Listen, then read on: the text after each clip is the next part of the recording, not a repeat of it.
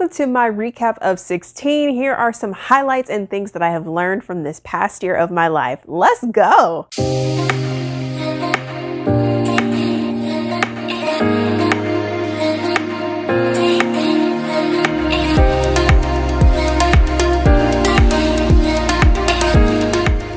What's up, good people? I turn 17 tomorrow, but before I do, we are taking a look back into what this past year held for me and also sharing some things that I learned and all that good stuff. So taking it back all the way to a year ago, let's just discuss how amazing September 2022 was though. Oh my goodness. Celebrating my 16th birthday was amazing. It was so simple, but yet so great at the same time. I had a birthday dinner with friends and family, and then we came into my birthday weekend with a little quick trip to Destin. Rented a condo for the whole weekend, and it was just amazing. Now, when it comes down to birthday gifts, I don't really ask for, a lot of materialistic things. I like more so experiences with my favorite people, not materials or things. My main request is usually like flowers or gift cards for Target, Starbucks, and Chick-fil-A. And I'm a happy camper with that. But for me, I just love celebrating my birthday with the people that have contributed to my life to make my life meaningful.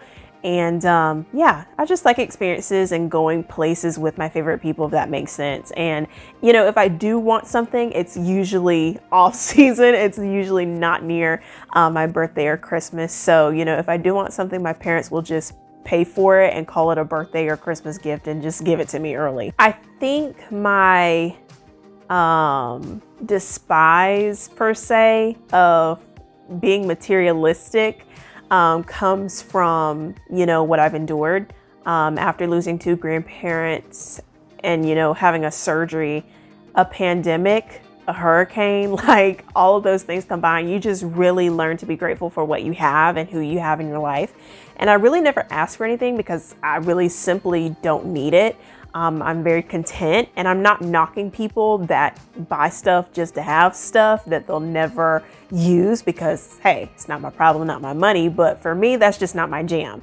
So don't come crying to me talking about you bankrupt. Here are some things that I learned while being 16. Number one, I learned, or should I say relearned, this one, the importance of family. I've always believed and known that my family is a huge part of my life, and you guys know that. But it really took a close call to really just reevaluate what I said. Less than a month after I turned 16, PopPop had a very major heart attack scare. And I did not know that I was in the room with PopPop holding his hand as he's battling a heart attack. Like, I had no clue. So that was a weekend that really shifted me back to focusing on what I claim is important in my life, such as faith, family, and friends. And it made me understand even more the importance of life and how easy it is to simply just think that people are always going to be here when that's not the case.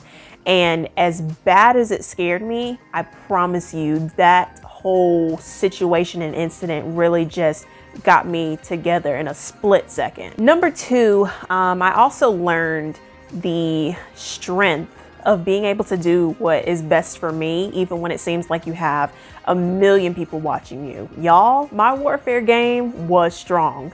It was a season that had to occur, and I knew it was God because he does all things well. It was just a closing chapter season. It was a declutter season of people in my life, out with the old, in with the new, and I cannot express how much it just was a God thing. I look back on it and I think, like, God, you are so real. Like, I've always known you to be as real as you are, but I'm like, the sign was so clear. It couldn't have been more perfect. I'm talking like every pastor I was watching on YouTube or coming across in my feed on social media, the message had something to do with closing chapters in new seasons. And I said, okay, God, you making sense. And I see exactly what you're talking about. I have always told God to, make the sign clear when people gotta go. And he will send that sign, and baby, I don't miss a beat, because God will always find a way to get the glory out of our lives. Like, he will take things, people, and whatever doesn't need to be there just to show you that you either don't need it or God can give you something better than what you had before. At the end of the day, you can't enter a new season with things and people you've outgrown. God really brought out my gift of discernment during that time because everyone doesn't have it. So whenever God drops hints about, things and people and situations, don't ever question it because it's always right. You just have to be humble enough to shut your mouth and listen because you learn the most by being quiet. Y'all know one of my favorite pastors and preachers, Pastor E. Dewey Smith, said a couple months ago that if your calendar changes, but your consciousness does not, you will be in a new month or a new season with an old mindset. That's good. Looking back, I have no regrets, and I'm glad that that season of life happened before PopPop's condition started getting worse again, because I couldn't have imagined juggling both at the same time, and it would have been absolute chaos. God knew what he was doing. Well, I have to include my PopPop in this recap because he was a huge part of my life and still is. Even in his death, he is still just a very huge part of me in my life now, and being 16 and, about to turn 17. But he was only able to see me 16 for half the year, 6 months. But I must say that he definitely contributed a lot into this year for me, and my 16th year is dedicated to him. When PopPop passed away, I had a lot on me. I would never ever want to experience it again because it was so heavy and so chaotic, and I was trying to keep up with grades while also planning arrangements with my parents for PopPop's funeral and burial and all that stuff. So, being a student and a daughter and a granddaughter with everything just colliding together was insane. And even though I was coming to school, I was mentally exhausted. Like, I was just coming for the education and to test. I was done with everything and everybody. I was wrecked at that point. I had kind of lost myself for a little bit, and I think everyone, loses a little bit of themselves when you're hit with a loss because your heart was so drawn to that person. And mentally, I was somewhere else. And sometimes, almost 6 months later, since it's happened, I still feel like I'm mentally somewhere else.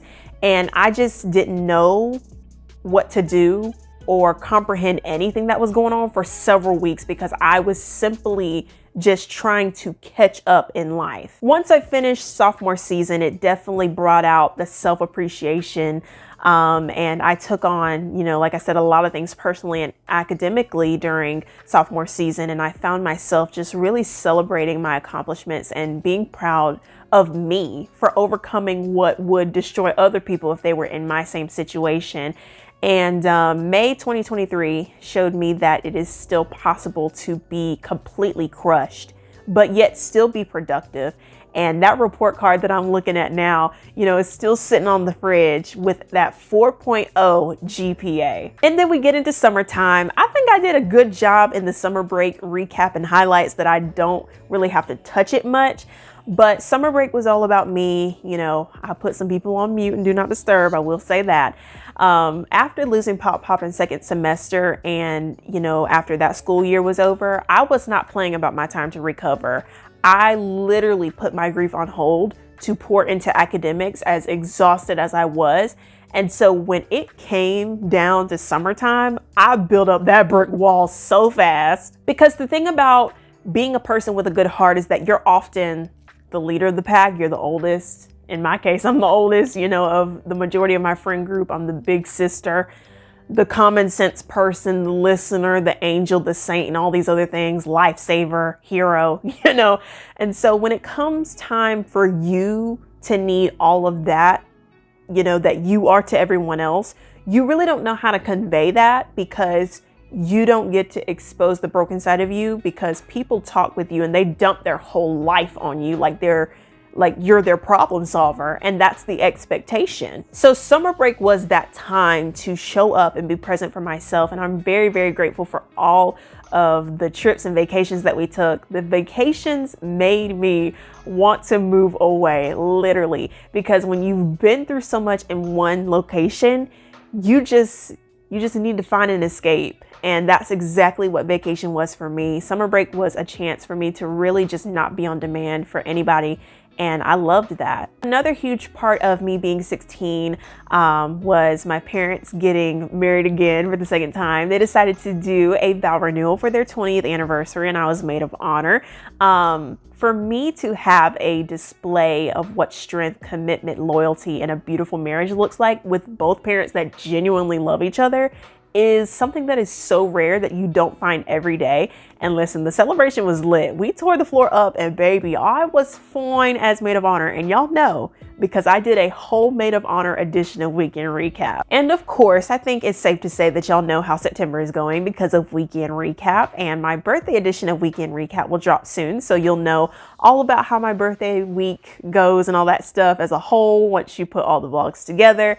I must say, to close this out, 1616 in a way that I did not imagine it would or even think. Like, my 16 was a weird 16, but it turned out to be a chapter that gave me everything I needed besides losing PopPop. But it really showed me the importance of myself and my family and just my strengths. And that's why, you know, even though 16 turned out to be, you know, a rocky road, it still turned out to be, you know, something that I can appreciate. Now, I must say that I'm not predicting anything spectacular to happen when I'm 17, because we've already talked about that last week and in the first week of September weekend recaps. So we're just gonna see how this next year goes for me. And of course, y'all will be here for the ride either way. Y'all will be with me, and then we'll do another vlog the same day next year, and we'll talk about how it all went down. But until then, this is my last vlog and last day as a 16-year-old. Be sure to stay on the lookout for all of the birthday things that are coming up the rest of this month. It is going down, okay? I love y'all so much. Happy early birthday to me.